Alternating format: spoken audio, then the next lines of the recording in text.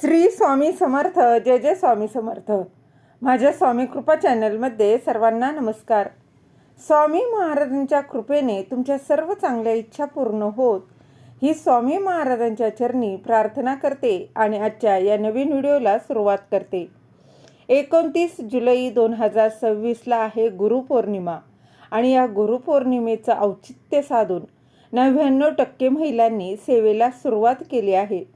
पण अनेक महिलांच्या मनात प्रश्न असतो की आम्ही कोणतीही सेवा केली तरी आमचा संकल्प काही केल्या पूर्ण होत नाही, आमच्या अडचणी संपत नाही किंवा आम्हाला सेवा करण्याची इच्छा होत नाही.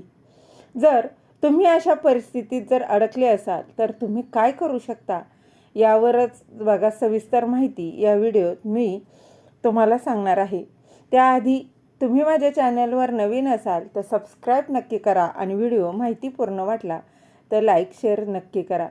तर आधी सांगितल्याप्रमाणे 29 जुलैला आहे गुरुपौर्णिमा आणि याच्या निमित्तानं याचं औचित्य साधून अनेक महिलांनी काही ना काही सेवा सुरू केलेली आहे. जसं की बघा स्वामी चरित्र सारामृत आहे, श्री गुरुचरित्र किंवा संक्षिप्त श्री गुरुचरित्राचं पारायण सुरू आहे. प्रत्येकाला या सेवा करणं शक्य होतच असं नाही.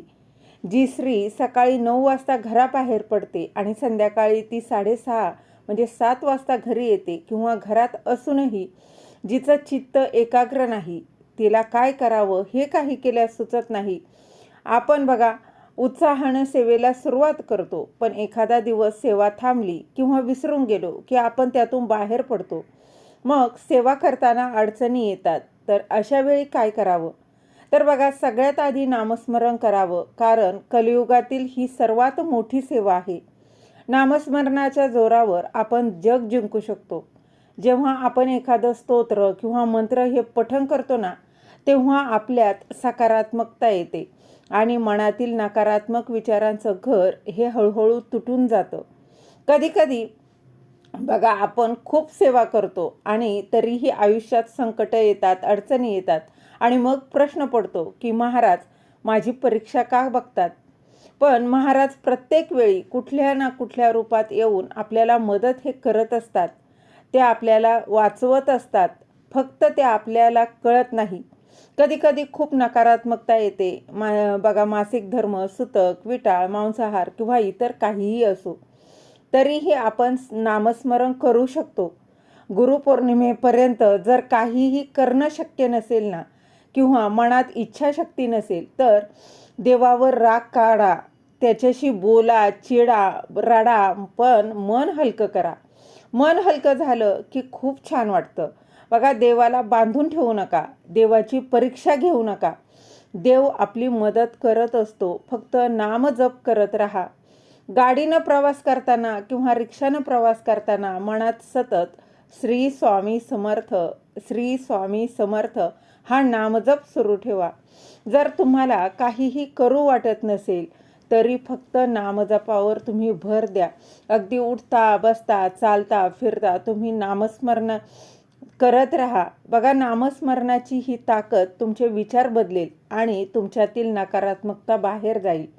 बघा एका बैठकीत पारायण करणं शक्य नसेल तर 2दा करा. आपण काहीतरी करतोय हे महत्त्वाचं आहे.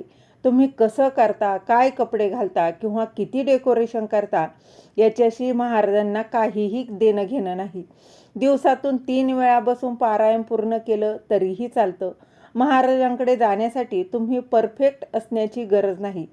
तुम्ही जसे आहात तिथे आहात, तिथून तुम्ही महाराजांपर्यंत जाऊ शकता. महाराजांचा हात धरला आहे तर ते तुम्हाला कधीही लांब जाऊच देणार नाही. आपली परीक्षा घेतली तरी ते आपल्या सोबत असतात.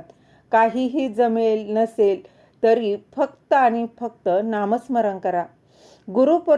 गुरुपौर्णिमेपर्यंत बघा नामस्मरण करत राहा आणि नामस्मरणाची ताकद आणि अनुभव हा तुम्ही स्वतः घेऊन पहा.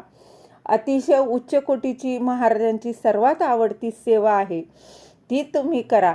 गुरुपौर्णिमेपर्यंत जेवढं नामस्मरण करता येईल तेवढं नामजप होईल ते महाराजांसाठी करा. यामुळं तुमच्या मनातील इच्छा नक्कीच पूर्ण होतील. महाराजांचा कृपा आशीर्वाद तुमच्यावर सदैव राहील. त्यांनी बघा त्यांचं एक वाक्य आहे, त्यांनी एक भिवू नकोस मी तुझ्या पाठीशी आहे, आणि याचा अनुभव घेऊन पहा. श्री स्वामी समर्थ. धन्यवाद.